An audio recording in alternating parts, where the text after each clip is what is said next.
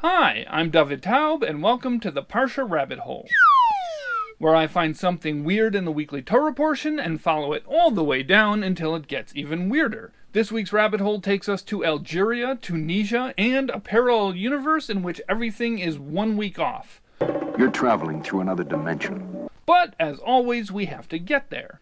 But before we start getting there, I just wanted to let you know that I just set up a donation and dedications page on creativejudaism.com/donate. So now you can dedicate an episode of the Parshah Rabbit Hole in honor of someone you love. Or actually maybe even someone you don't love. You can dedicate an episode in honor of a stranger's birthday. It'll be a nice little surprise for them. Go to creativejudaism.com/donate. The link is also in the description. Okay, so now we can start getting started. This week's Torah portion is Parshas Terumah. Or is it? Last week, when I was working on the rabbit hole for Parshas Mishpatim, I wanted to double-check the number of mitzvahs in that parsha. Most places on the internet said 53, some said 52, and others said 51, and they all quoted from Sefer HaChinuch as their source.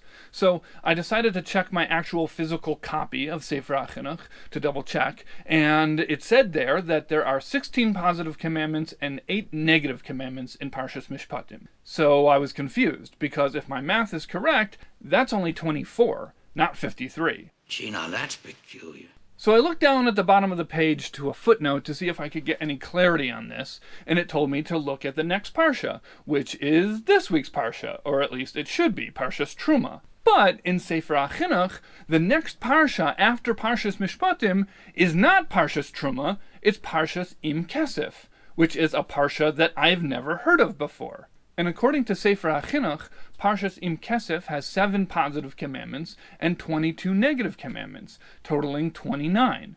So if we add this to the 24 mitzvahs Sefer HaChinuch listed for Parshas Mishpatim, then we get that total of 53.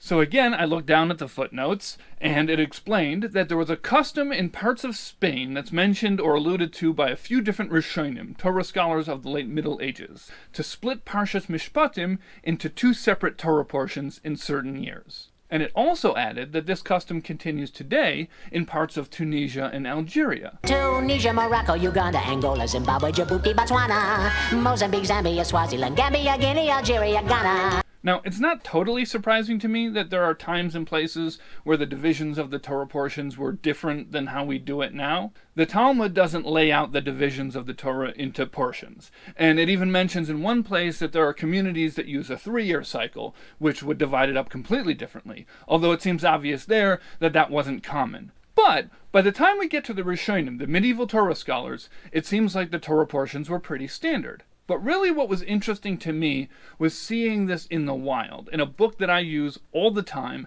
and suddenly there's an extra parsha in it that I never heard of before. And also, this is apparently still done in some places. So that's where this week's rabbit hole starts, with this extra mystery parsha, Parshas Im Kesef. So if you're ready to find out more about it, let's dive in.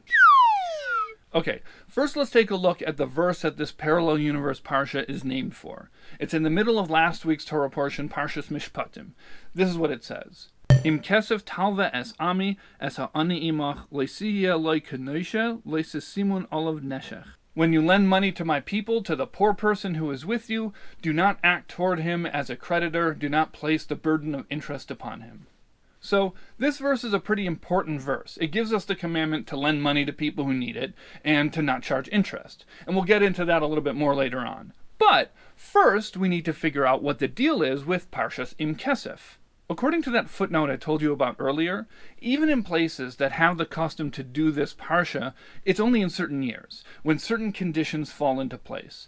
And in order to understand when that was, I had to go way out of my comfort zone and figure out a bunch of technical calendar math stuff about how the weekly Torah portions work. Fortunately for you, I'm going to try to make it simple. The biggest issue is the Jewish leap year. Our calendar is lunisolar. It has lunar months based on the cycle of the moon, but then to make sure it doesn't shift around too much along in the solar year, some years have an extra month, and that keeps things in check. It all started on the 13th hour of the 13th day of the 13th month. But in order to make the Torah portions work out, in a Shana Pshuta, a normal non-leap year with 12 months, we have a few double portions.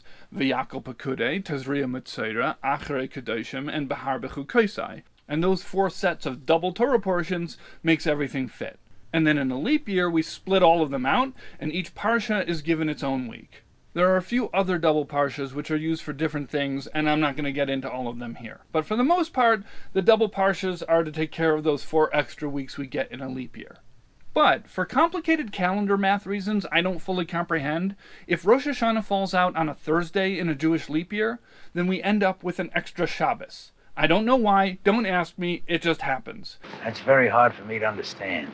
And that's where Parshas Im Kesef comes in. Avudarham, who lived in Spain in the 1300s, is the earliest source I saw that mentions it. He says that in such a year, when there are 29 weeks from the beginning of the year until Pesach, but only 28 Torah portions, there are places where they split Parshas Mishpatim after the verse Im Kesef Talve. Or, in other places, they split Parshas Kisisa from the word Vayifen. So there it is, Parshas Im Kesef, and also another parallel universe Parsha, Parshas Vayifen, but I haven't seen that mentioned as a Parsha anywhere else. I've seen places that mention this idea of splitting Parshas Kisisa to solve this extra week problem, but I haven't seen it presented as its own Parsha the way Sefer HaChinuch presents Parshas Im Kesef.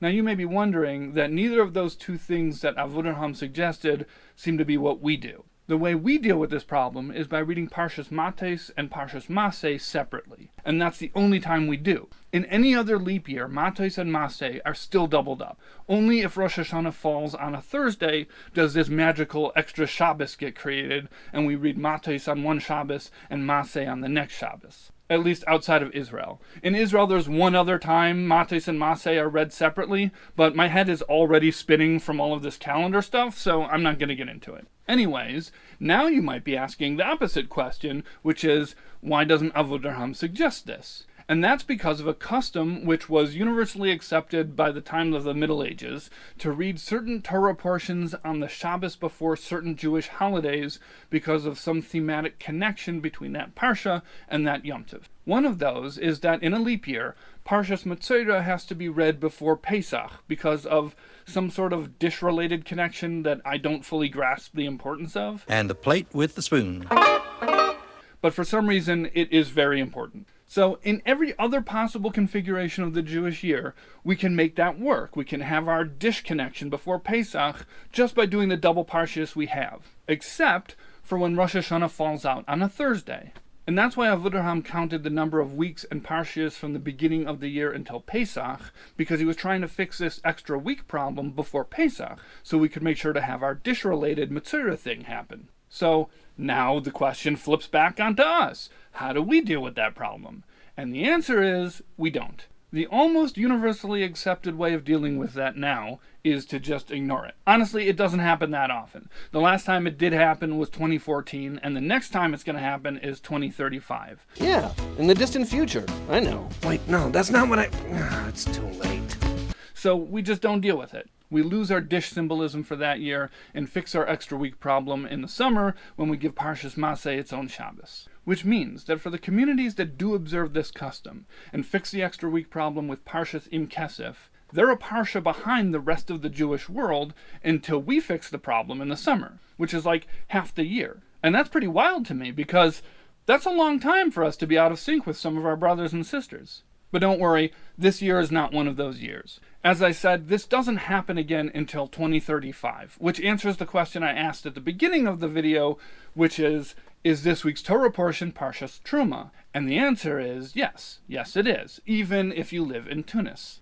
Okay, so another thing I want to point out is that for the communities that observe this custom of reading Parshas Im Kesef, they never actually end up reading Matos and Maseh separately. Doesn't seem like a big deal, but as I was digging around for information about this, I saw a bunch of places that suggested that that is actually the reason for the custom, specifically so that Parshas Matos and Parshas Maseh are always together. I saw an almost identical phrasing for this in a bunch of different places, so I couldn't really determine the earliest source for this, but I'm going to quote it from Luach Davar Be'itoy, which is a yearly almanac of the Jewish calendar printed in Israel. It says that the reason people give for this custom is that a long time ago there was a plague, and so they instituted a practice of reading matos and maseh together as a kind of very serious wordplay. Matos means tribes, and maseh means journeys or travels. But the letters that spell the word matos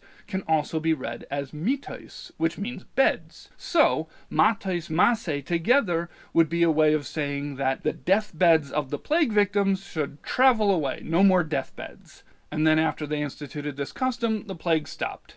So that's kind of a different way of approaching this custom, and it's interesting because it has a story in it. But it's possible that this answer was given as a kind of speculation when there wasn't other information available, because it seems like the references to Parshas Im Kesef have kind of been popping up in older manuscripts and stuff over time. Okay, so like I said, that original footnote in Sefer HaChinuch that sent me down this rabbit hole mentioned that this is still the custom today in parts of Tunisia and Algeria. So after last week's rather technical episode about property damage, I wanted to try to give this week's episode a little bit more of a human element. Of all the souls I have encountered in my travels, his was the most human. So I tried to reach out to the Tunisian Jewish community through a few different channels to see if I could get some stories or personal experiences with Parshas Im Kesef, but that didn't go anywhere. I couldn't reach anybody.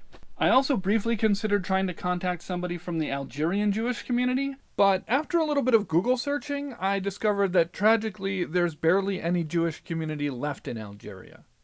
So it seemed like I wasn't going to get any personal stories. But when I was doing my final sweep for some more obscure phrases connected to this topic, I stumbled upon a book of responsa by David Muati, who I had never heard of before, but he was a halachic authority in Algeria in the 1800s. And in that book, he tells a story. He says that there was a particular synagogue in Algiers, the capital of Algeria, where he lived, and the person in charge of that synagogue was not from Algiers. But he was the only one. It's not like everybody in that shul was from out of town. It was just this one guy who was in charge of the shul. And everybody else who went there was from Algiers. But this guy insisted that they do things differently than the local custom. And specifically, they wouldn't read Parshas Im Kesef in the years where it was the custom in Algiers to do so. They would read the entire Parshas Mishpatim, and then the next week, while everybody else in the city was reading Parshas Im Kesef, that one shul would move on to Parshas Terumah. Before we continue, I just want to point out that this is a bigger deal than just reading a different parsha than everyone else for 1 week. As I said earlier, this offset doesn't sync up again until several months later. So you'd have this one shul in the city that's reading a completely different parsha than everyone else in the city for half a year. So David Muati says that he told the members of this shul that what they're doing is violating the prohibition of loisis goidedu, which is a mitzvah that prohibits a person from cutting oneself. But the Gemara explains, and the Rambam brings it as halacha, that this also prohibits Jews from making cuts in the community, by having two different Jewish courts in the same city directing different groups of people to do different things. So, David Muati said that by having one synagogue in the city doing things so differently than the rest of the community, that violates the mitzvah of loisis goidedu. But, he says, there was a Talmud Chacham, a Torah scholar in that shul, who told him, no, loisis goidedu only applies to something that's midiraisa, biblical commandments. Meaning that loisis goidedu would only kick in if two different groups are following two different rabbinic interpretations of a biblical commandment, which didn't apply to this case, where the differences were only about things that were regional custom. And so, David Muati concludes, the end of the story is, they didn't listen to him. So, this story is fascinating to me for several reasons. First, I was very happy to find a story that gives us a kind of slice of life from the Algerian Jewish community. Second, I think it's really cool for a rabbi to print a story about a fight that he lost. It is possible to commit no mistakes and still lose. That is not a weakness. That is life. But the most interesting thing about this story to me is that this guy wouldn't agree with David Moati that this violated the halacha of not having two different groups in the same city with different interpretations of a halacha, because he had a different interpretation of that halacha, not to have two different groups with two different interpretations of a halacha. And if you've ever watched this series before, you know I love loops. Okay, so this is almost where the Parshas Im Kesef trail ends, but as I was searching for the phrase Parshas Im Kesef, I actually ended up seeing a bunch of letters from the Lubavitcher Rebbe dated as having been written during Parshas Im Kesef, which was puzzling at first. But once I got my bearings, I realized that these were letters written to the directors of the Gemach, the Free Loan Association in Crown Heights, about their annual Malava Malka. Every year they would do their annual report and have an event on the Saturday night after Parshas Mishpatim, which is the Parsha that includes this verse in Kesef Talva, which is the source of the mitzvah to lend money without interest to anyone who needs it. So, in these letters, and also in public addresses, the Rebbe would refer to this event as happening Motzei Shabbos Parshas Im Kesef, and would even at the top of the letter that he wrote during the previous week date it as having been written during Parshas Im Kesef. So, even though we don't practice this custom of reading Parshas Im Kesef, and even if we did, we wouldn't be doing it this year, I think it's cool that Parshas Im Kesef still gets its own identity within Parshas Mishpatim. Alright, so before we wrap up, I want to go back a little bit and focus on the concept of a Gemach. Gemach is an acronym for Gemilus Chasadim, acts of bestowing kindness, which includes all acts of kindness, but this abbreviation, Gemach, has become the term that's specifically used for Jewish free loan institutions, which is interesting to me because that's not the name of the mitzvah. And the phrase Gemilus Chasadim isn't even mentioned anywhere at all in Tanakh. It first shows up in Mishnah, but when it does, it makes a huge entrance. In Pirkei Avos it says that the world stands on three things: Torah, Avodah, and Gemilus Chasadim. So, Gemilus Chasadim, acts of kindness, is one of three things that the world stands on. Sometimes the fate of the whole world depends on the things that I do. That's a pretty big deal for something that's kind of undefined. But, according to Gemara, that kind of amorphous, inclusive nature of Gemilus Chasadim is what makes it great. It says that the sages taught that there are three ways in which Gemilus Chasadim, acts of kindness, are better than tzedakah. For those who don't know, tzedakah is often translated as charity. It's not a great translation, but it works. Tzedakah means giving money to poor people. So, the Gemara tells us that Gemilus Chasadim, acts of kindness, is better than tzedakah in three ways. First, tzedakah can only be done with money, but Gemilus Chasadim can be done with your body, meaning that you can do kind things, all sorts of kind things. Second, tzedakah can only be given to poor people, but acts of kindness can be done for anybody, rich or poor. And third, you can only give tzedakah to people who are alive, but Gemilus Chasadim, acts of kindness, can be performed for the living and for the dead. So I think it's interesting that even though free loans is a specific mitzvah in the Torah, as we learned from the verse Im Kesef Talva, nevertheless, the word that we universally accepted to use for it doesn't come from any of those words in that verse. It's this word Gemach, which doesn't actually even mean anything. It's just an abbreviation for something that kind of means everything. I can hardly say it, and I sure don't know what it means. And according to the Chafetz Chaim, this obligation to lend to someone who needs it doesn't just apply to free loans. He says it can be anything, because the concept of chesed, kindness, includes anything through which you can make another person's life a little bit better.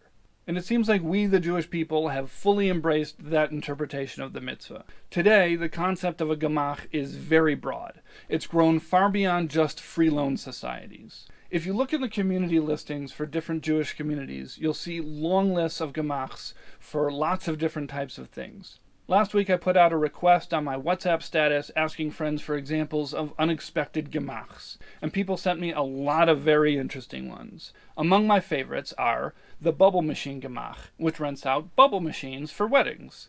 The chickpea gemach, so there's a custom to serve chickpeas at a Shalom Zacher, a celebration held on the Shabbos after a baby boy is born. So the chickpea gemach will give you free chickpeas. My favorite one was a listing in Monsey, New York for a Yiddish or English poem gemach. I really wanted to call them and find out more about this because it sounded really cool to me, but I didn't want to bother them. So I don't know exactly what they do, but I assume that they'll write a poem for you in Yiddish or English. Maybe for invitations or something, or just for like a speech at a party, I'm not sure. But that's amazing. I love the idea of offering fun, creative services as a gemach. And that got me thinking about the whole concept of a gemach in the framework of creativity. You can probably tell by now, I'm a big fan of creativity. That's the name of this channel, right? Creative Judaism.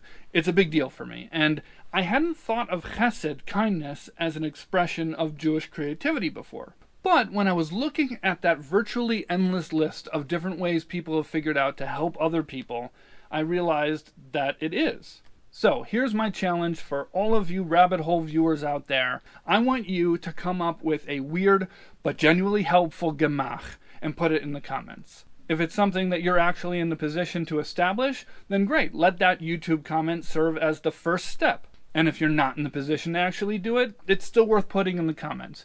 Consider it a donation to my weird gemach ideas gemach. And as long as we're on the topic of donations, I'll mention one more time that you can dedicate an episode of the Parshah Rabbit Hole in honor of a birthday or a yortzeit or whatever at creativejudaism.com/donate. These rabbit holes don't dig themselves, so this would help me continue digging and be able to make even more cool stuff. Alright, that's it. That's the rabbit hole. Remember, put your weird gemach ideas in the comments. Thank you for following me down the rabbit hole, unless of course you fell down a parallel universe rabbit hole, in which case I have no idea when that'll end. That's up to Parallel Me.